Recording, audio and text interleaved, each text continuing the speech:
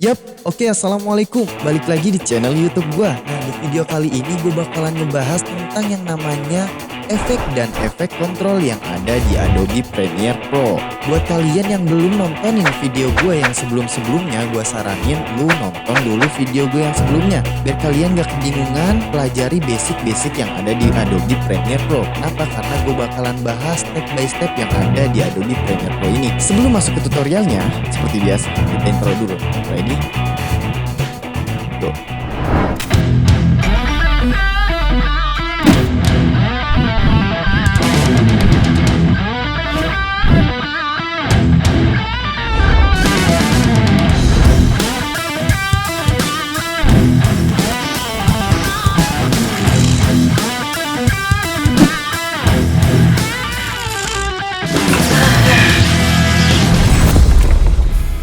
Yap, oke, perkenalkan nama gue.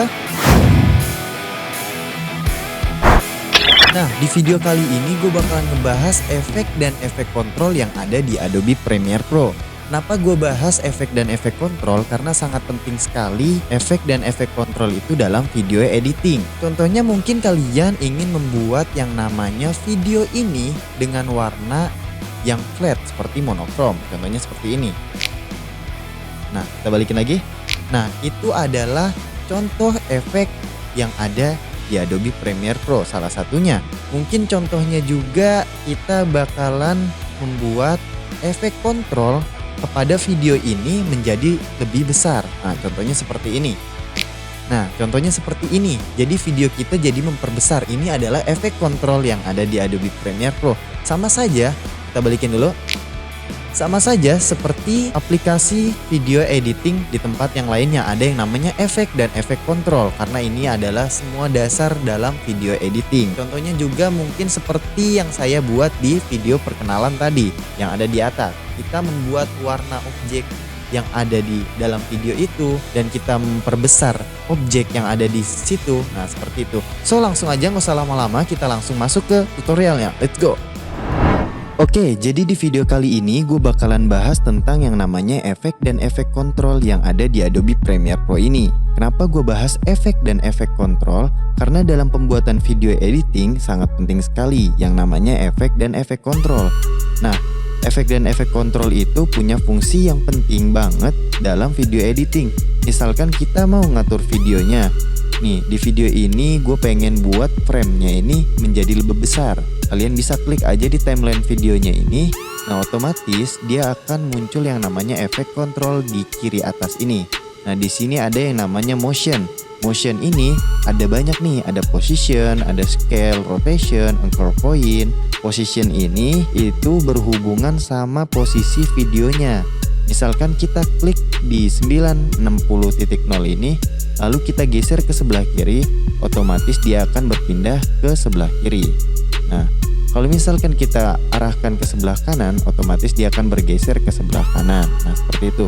Dan yang di sampingnya ini ada yang namanya untuk ke atas dan ke bawahnya. Kalau misalkan kita klik, kita geser ke kanan, otomatis dia akan pindah ke bawah. Kalau misalkan kita geser ke atas, dia akan berpindah yang namanya ke atas. Nah, seperti itu. Dan di sini untuk yang namanya merefresh ya. Refresh auto reset. Nah, seperti itu. Dan di sini ada yang namanya scale. Scale ini berhubungan sama kebesaran atau skala videonya. Kalau misalkan kita klik ini dan kita geserkan ke kiri, otomatis dia akan mengecil di frame videonya ini. Nah, kalau misalkan kita ke kanan, otomatis dia akan memperbesar. Nah, seperti itu. Kita refresh lagi. Nah, di sini juga ada yang namanya rotation. Nah, rotation ini berhubungan sama kemiringan atau rotasi videonya, dihitung dalam derajat. Nah, kalau misalkan kita klik ya, otomatis dia akan berputar rotation ke sebelah kanan. Kalau misalkan kita kiri, berarti akan sebelah kanan. Nah, jadi kita bisa gabungkan, misalkan kita scale. Nah, tapi kita putar seperti ini. Nah, itu bisa ya. Seperti itu. Nah, di sini ada yang namanya anchor point. Nah, anchor point ini titik pusatnya di sini untuk mengatur posisinya. Nah, misalkan kita buat anchor pointnya ini ke sebelah ke arah kanan, otomatis dia akan anchor pointnya berubah ke sebelah kiri seperti ini ya. Nah, jadi seperti itu. Nah, ini adalah efek kontrol untuk position. Jadi ada scale, position, rotation, dan yang lain-lain itu tadi yang kita bahas. Untuk efek kontrol ini tidak hanya untuk yang namanya position. Nah, di sini juga kita bisa membuat yang namanya efek. Nah, contohnya misalkan kita pergi ke panel ini, kita klik aja. Kita pergi ke efek. Nah, di sini kita bisa search. Misalkan gue pengen buat ini menjadi yang namanya blur. Nah, kalian bisa search aja. Jadi enak ya kalau yang namanya di Adobe Premiere Pro ini, kalian bisa search aja efeknya. Contohnya kita kasih yang namanya blur. Nah, blur. Nah, di sini ada ya. Pas blur in, pas blur out. Nah, tapi yang gue pengen ini pas blur aja. Kalian bisa search pas blur. Nah, kalian bisa klik and drag ke timeline videonya, otomatis dia akan berpindah ke sebelah sini. Nah, kita akan mengatur blurnya dari video ini di efek kontrol. Nah, jadi di software ini, di Adobe Premiere Pro ini nggak auto kayak di software-software lainnya. Kalau misalkan kita klik efeknya, lalu kita pindahkan ke videonya, otomatis langsung blur. Nah, jadi kita bisa lebih mengkontrol ke blurannya. Misalkan gua pengen blurnya ini 21, nah otomatis dia akan blur 21. Kalau misalkan gue pengen buat yang 93, akan menjadi 93. Nah, akan menjadi 93 seperti itu.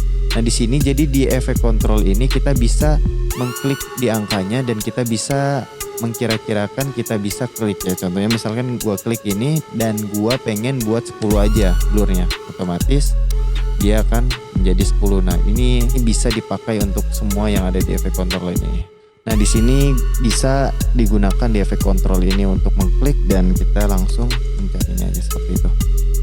Nah, di efek kontrol ini juga ada yang namanya adjustment layer. Nah, kita pergi ke project aja. Nah, adjustment layer itu apa sih? Nah, adjustment layer itu adalah seperti plastik nih. Misalkan kita taruh di atas timelinenya, nah otomatis itu akan ada efek yang di atas di adjustment layernya aja. Contohnya misalkan kita pergi ke new item, klik aja, di sini ada yang namanya adjustment layer. Oke aja. Nah, kita drag aja ke atas timelinenya. Yang kita kasih efek itu akan ada efek yang di bawahnya adjustment layer ini, dan yang tidak ada di bawahnya adjustment layer ini otomatis tidak akan ada efeknya. Contohnya kita pergi ke efek lagi, kita cari yang namanya black and white, yang seperti di video pertama tadi. Contohnya sudah ada yang namanya hitam putih, jadi kita buat seperti monokrom gitu ya, black and white. Nah, ini sudah ada, kalian bisa klik and drag aja ke adjustment layernya. Nah, otomatis dia berubah menjadi hitam putih seperti monokrom seperti ini, dan tidak di bawah adjustment layer tidak akan ada yang namanya efeknya ini. Nah, jadi itulah kegunaan adjustment layer. Nah, seperti itu. Oke, terima kasih. Mungkin sekian tutorial dari video gue ini. Jangan lupa kalian like, comment, share, and subscribe. Ya, jangan lupa. Dan jangan lupa dinyalain notif loncengnya, biar kalau gue upload video yang baru, kalian bisa langsung dapat notif dari gua. Jadi jangan lupa semangat dan jangan lupa berkarya. Selalu ikutin tutorial gua terus sampai kalian benar-benar bisa. Dan kalian bisa juga nge-share ke teman-teman kalian biar kalian juga mendapatkan pahala dari ilmu ini. Jangan lupa stay safe di rumah aja sampai benar-benar yang namanya pandemi ini selesai ya. Jangan lupa berkarya. Bye.